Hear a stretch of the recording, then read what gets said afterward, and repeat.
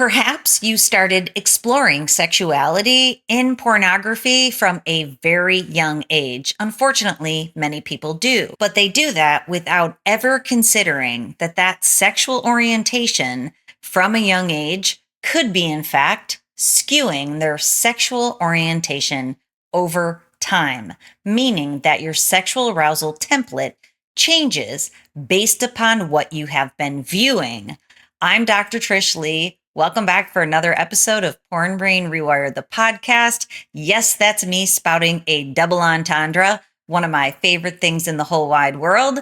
So we are going to dig in today how your porn habit has changed your arousal template, which is also known as your sex map. I'm going to dig into a research study that follows 3 people and their perceptions of their porn habit and how it has become problematic over time. So if you're interested in more information or checking out that scientific study, you can go over to drtrishleigh.com and check out the blog post on this podcast episode. So I just want to remind you that this podcast is an outreach of my community outreach program through the nonprofit that I have founded, pornbrainprevention.org. If you're inspired, please go to that website and donate and help me move upstream and prevent young people from ever getting caught in the porn loop that we will discuss in this research study. So let me pose the question to you. Did you use porn to orient yourself to sex when you were young? Did you use it as sex education? Did you use it to find out about all different kinds of sexuality that are out there? Then the double entendre unanswered question here for you is, did it affect your sex life ever since then? We are going to dive in. So we know from science that scientifically proven that what you consume can become part of your arousal template. That's where fetishes come from. And if you're not watching me on YouTube, I will be using a lot of air quotes right now. Quote unquote fetishes. That's one name that people call for something that's in their sexual repertoire that is highly arousing for them. And it may become that one thing that's highly arousing for them. You know, one that's popularized is a foot fetish. So that is people who find feet highly sexually arousing. It can be fetishes. It can also be same-sex attraction. We're going to talk about that today, how it can change your sexual orientation. And just to put it out here, I am not against same-sex attraction. I want people to know, and after we break it down, it will make more sense, that if you're questioning your attraction or your orientation, and especially if you have a sense of that it's coming from your porn habit, then it deserves to be questioned, because I want every person on planet Earth to get into an intimate relationship that also includes physical intimacy, sexuality, that is true and authentic to them. We know that porn use is skewing that for a lot of people. People who wouldn't tend to go towards something now want that in their sex life, whether it be same-sex attraction, fetishes. And I'm going to make the example right now of things that are not inherently sexual at all. So it was 2 of my precious children's birthdays the other day. They have the same birthday. One turned 18, one turned 14. So I've had birthday cakes on the mind. I actually got them 2 different birthday cakes, a chocolate cake, and I got an ice cream cake. But let's talk about birthday cake right now. So the idea is that if you watch porn where you saw people having a lot of sex that involved a birthday cake, it might be in the scenes, it might be that someone has sex with a birthday cake, which inherently is not sexual, then you keep watching that over and over and over and over and over, and before you know it, you're having the thoughts that you want to try having sex with a birthday cake. And anytime you think of birthday cake, which I've probably ruined for you from now on, anytime you think of birthday cake, you become sexually aroused. And you have the thoughts over and over and over that you want to try to have sex with a birthday cake. This made me think of American Pie, the movie, where there is a scene where one of the actors, I think his name's Jason Biggs, he looks like Adam Sandler. One of the actors, in fact, tries to have sex with a pie. And I was reading an article about him where he said that after that movie came out, that some young person in Idaho tried to have sex with a pie that was too hot and had to go to the hospital for burns. So the idea is pies aren't inherently sexual. Birthday cake is not inherently sexual. For me, birthday cakes mean family and bad singing and friends and laughter. That is the association of birthday cake. But if you linked it to sexuality, then it becomes something sexual. So this can be found in many people's lives in many different ways. So I want to pause scene right now. That's what my kids would say when they were acting out scenes and it was time to eat. Pause scene. I want to pause scene with you, and I want to encourage you to think about what might have seeped into your sexual arousal template that isn't inherently sexual. So we know from science that there's studies out there that thinking about quote unquote granny porn, grandmothers inherently are not sexually arousing. Same thing when it comes to children. Children are not sexually arousing. But when people consume them in pornography, in different sexual acts and genres, and the anxiety and the arousal all combined make it seem that those things are sexually arousing. It can even be as simple as anytime you use your bathroom or you take a shower, you have the urge to masturbate because you have masturbated in the shower for 20 years. Showering becomes sexual to you where showering isn't sexual to other people. This is the food for thought for you today. And we're going to dive into it. But for right now, think, do you have anything going on in your life that has become a high sexual arousal template that is because of your porn habit that isn't inherently sexually arousing in and of itself? Okay, so let's dive into this research article, and I'm going to keep checking my notes, which I wouldn't typically do, but I want to make sure some quotes in here from the people that they followed. So they followed 3 different people, and they actually are people that they identify as bisexual or gay. Now, the reason I wanted to show this is because the first piece of this puzzle that they put together is the problematic piece of pornography. So problematized sexuality. I love that word. Problematized sexuality. Say that 5 times fast.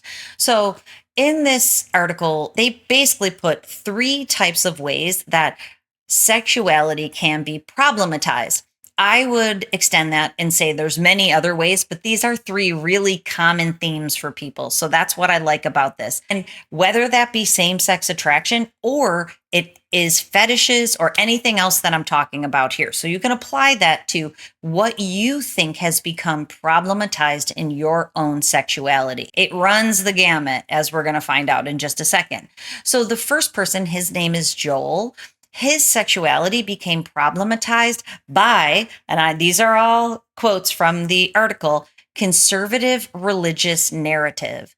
So a very conservative religious narrative, and this is what Joel says. He was taught that if he chose to engage with sexuality in any capacity, he was sinning. And he says, that's been a major big influence on how I perceive sexuality and how I engaged with it, especially coming from, my father, who basically said, don't have a girlfriend. You can't have sex.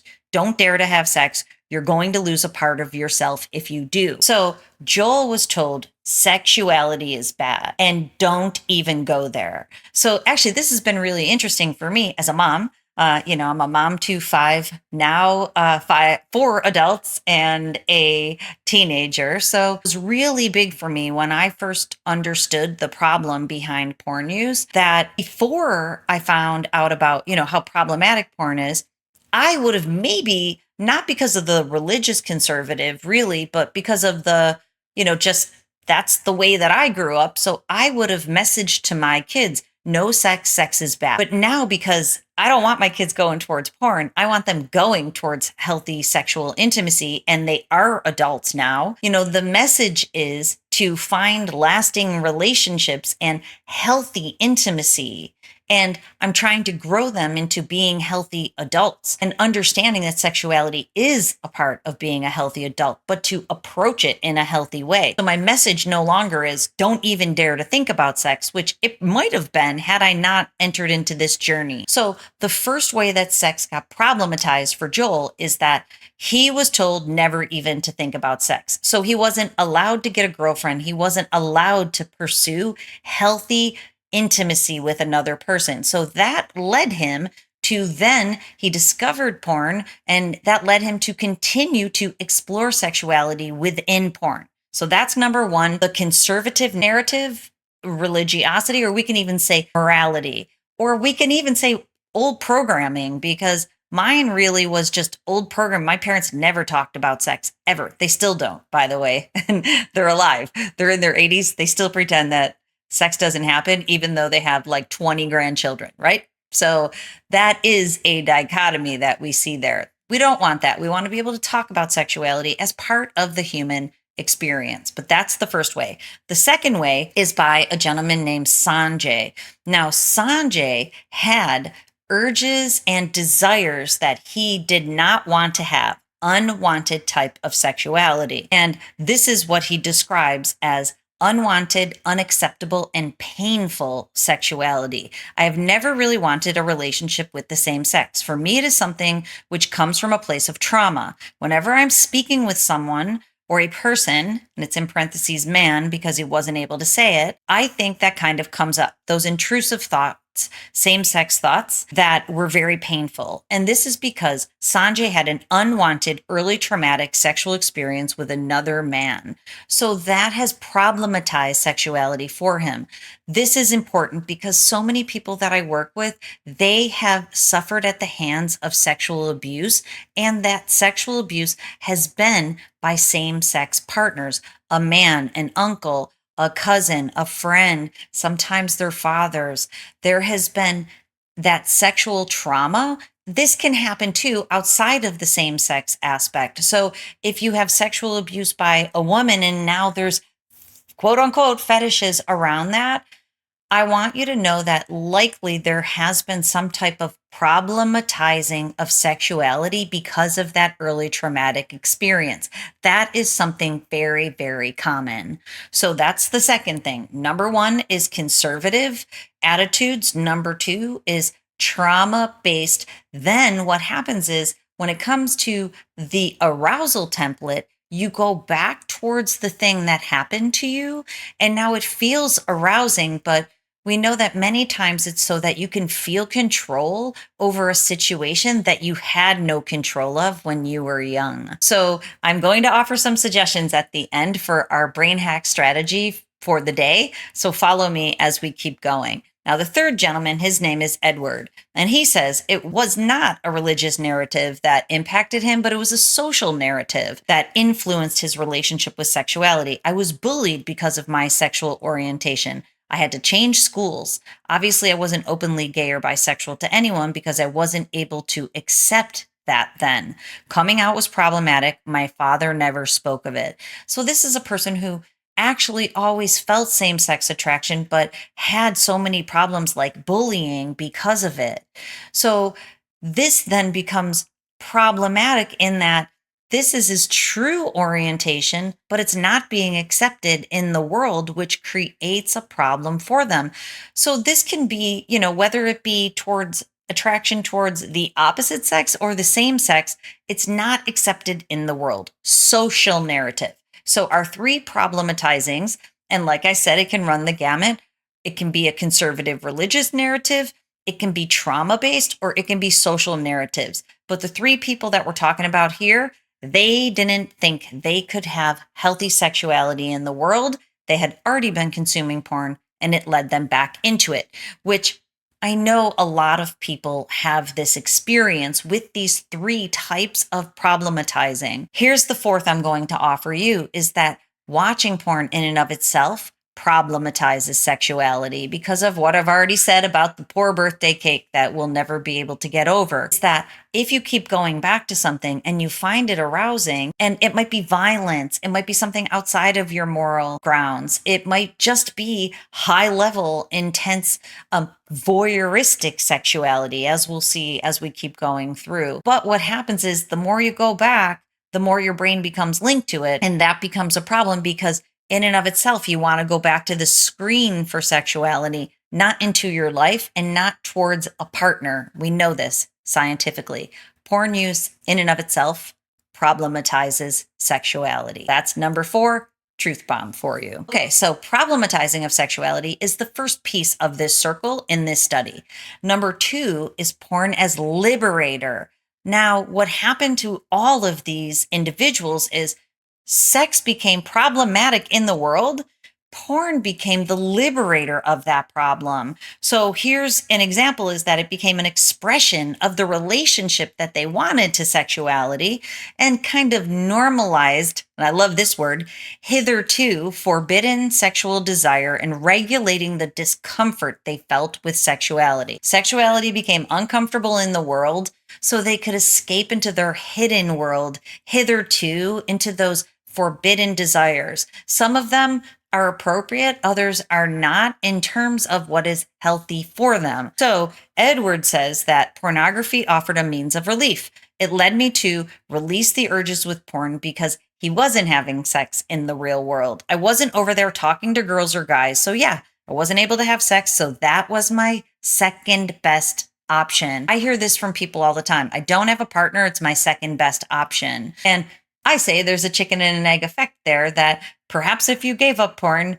and you healed your brain and you made your energy more attractive, you in fact would find a partner, especially if you increase your emotional intelligence. None of this would do it for you anymore, and you would want to find an emotionally healthy partner. But I digress. Sanjay said that he was using porn as a mood stabilizer. My porn use was my number one mood stabilizer. I always used to think that it was my grounding, no matter what emotional state. Once I get to that emotional state, I know where I am. So he talks about that dopamine influenced bubble of feeling really good when he would go into porn. Now, we know that that is not grounding. From a neurological standpoint, it's actually neurological dysregulation, and it is distorted use of the dopamine reward center and pathways in your brain. But in fact, it makes your brain feel really good. So if your orientation from when you were young was when things get tricky or I don't feel like I want to, I go to porn and it grounds me. You think it's your grounding, mood stabilization, move, your behavior, your act, the thing you go to make you feel better. But I want to let you know this is porn as liberator. You'll find out in the next section that it actually is a corruptor. Okay. And Joel said he went to porn for sexual education. That was a process of discovery and a process of learning about sexuality. Not the right way, but it was seeing men engage in sexual acts and being happy about it, enjoying it, and being comfortable with each other. Like that was really good for me. Again, I don't want to harp on the same sex attraction thing, but I do want to use it as an example of it was normalized and it made him feel good to see people enjoying the thing that he wanted. So again, it goes back to the birthday cake. If you see a person who's really enjoying having sex with a birthday cake, it makes you think having sex with a birthday cake is okay because other people are enjoying it too. And that it's quote unquote normal. And so the quotes are, it might be normal in the porn industry, but it doesn't make it healthy for you. And, even in this article, Joel, I think maybe it was Edward, one of them talks about, being able to go back to porn and seeing things that on a continuum, which I'm going to tell you about in a second, but, still being able to see it and go, oh, okay, other people are doing this. But this is what I want to challenge you to think about. If you never saw people doing it, would it be quote unquote normal to you?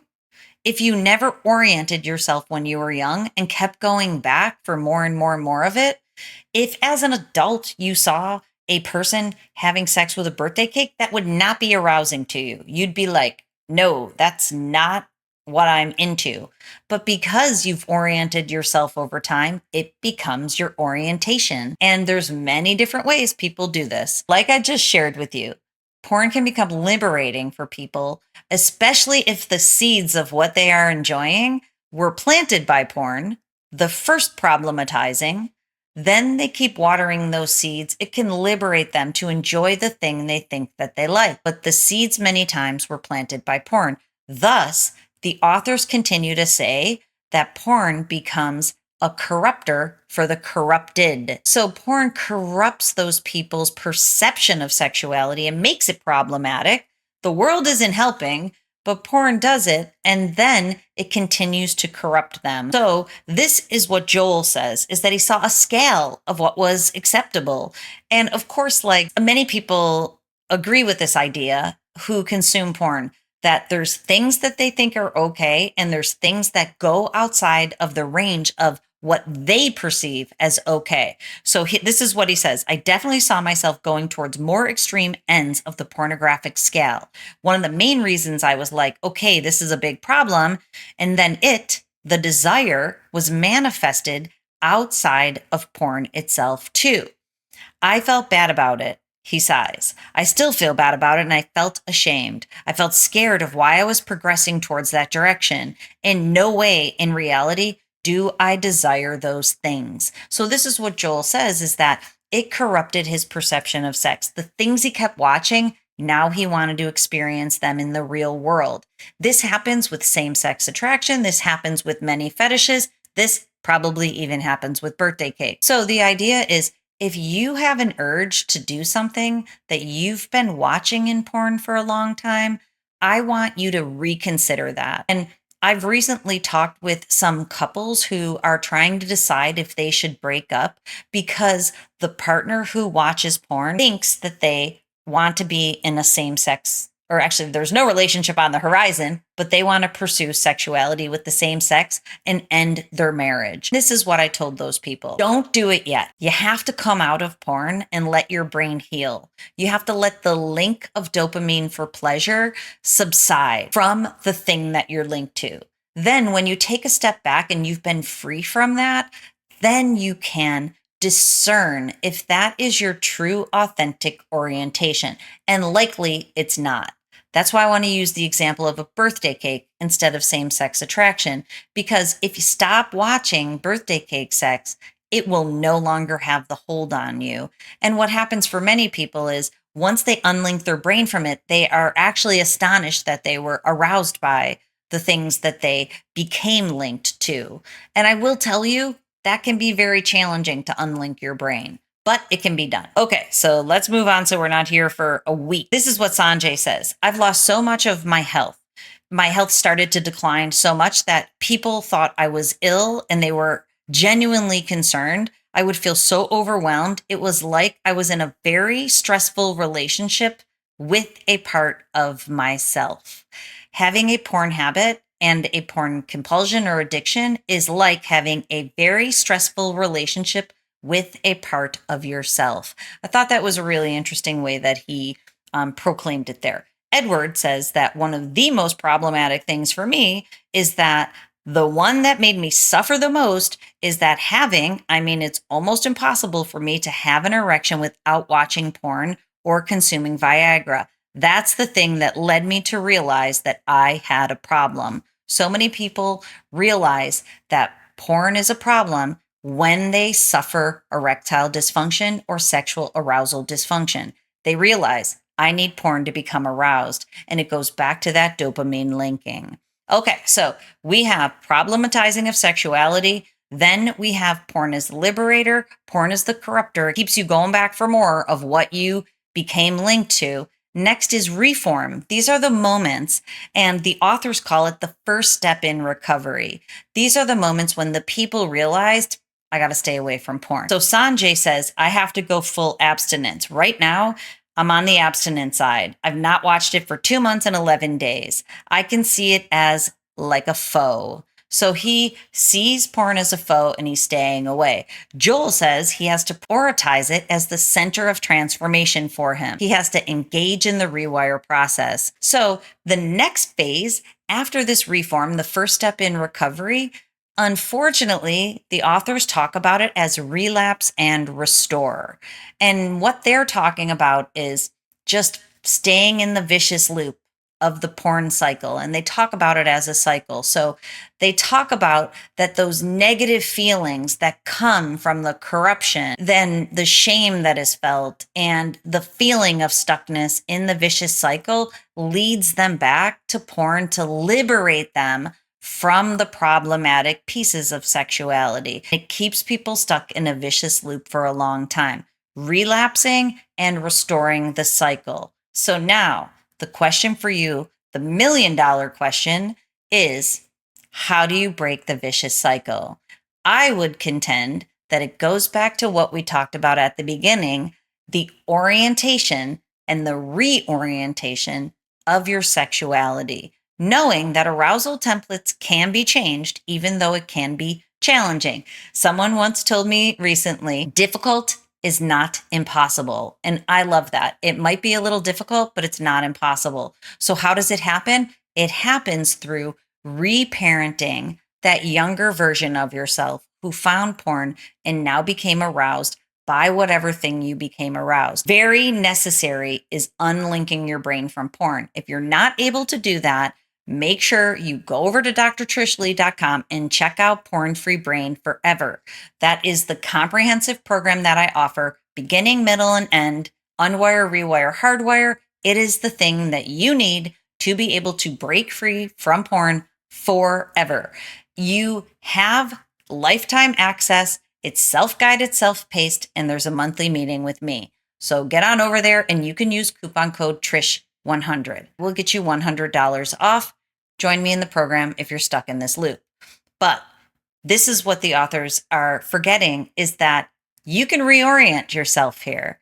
And when you reorient and you provide new education on intimacy, healthy sexuality, you break the dopamine dependency, then you're able to link your brain into your real life to be able to create healthy intimacy and healthy sexuality. So this is what's necessary. The solution's in the problem, right? So what happened is your arousal template changed because of porn. It might be authentic, and if it is, go for it. But there's aspects that need to be explored and resolved, taking what might be problematic about sexuality in the world and healing that piece. If you learned messaging from your parents, which I almost accidentally did, but thankfully I did not, you can teach yourself the new messages that sexuality is healthy and growing into adulthood. That is part of adulthood, or none of us would be here, right? So teaching yourself that healthy messaging about sexuality so you have no more shame about it. But if you're crossing moral boundaries and you're engaging in fetishes or arousal templates or sex maps or whatever it might be that doesn't compute with you, you have to explore and resolve that. But taking a step away from porn is necessary. Recognizing that there is a dopamine dependency aspect. We know this. There's tons of science that shows that you can become aroused by non-sexual things because of high levels of dopamine that you get from viewing those things. And I gave those couple examples at the beginning. Unlinking the dopamine is absolutely necessary, creating healthy sexuality. And then the last piece is mood regulation and stabilization. We know that most people use porn, number one, to offset stress. Number two, to fill pockets of boredom. So learn how to build some new tools in your toolbox to offset stress. Number two, start filling those pockets of boredom in a new, healthy way. Absolutely imperative. So this way, you can move through the world not having this perception of yourself, this dichotomy, this stressful relationship with a part of yourself. That's what I want you to overcome. I want you to be in a really healthy relationship with yourself. That's the only way that you can get to a place of peace and love and compassion for yourself, and then be able to have the relationships in the world that you want to have. I hope this helps you out, but I want you to know porn has skewed your sexual orientation, which might be leading to orientation problems now. But you can definitely break this cycle by getting the proper tools, techniques, and support to bring you away so that you can establish healthy sexuality, no longer feel shame, build intimacy, and learn how to regulate your mood in totally healthy ways. I would love to be part of that if you're up for a program. Okay, now think about what I just told you. Your brain hack strategy is to explore those 4 pieces. What is your arousal template? How are you going to regulate your mood in a healthy way? What's your messaging on sexuality, and how can you change it in the real world? And unlinking your brain from dopamine. Now, hit me with a red X, like the book that's coming out right here. Hit me with a red X if you're going to commit to figuring this out. Put a red X down below. And if you want to share any of the pieces down below, in the comments, please do so because we're here for you. Okay, until next time, control your brain or it'll control you.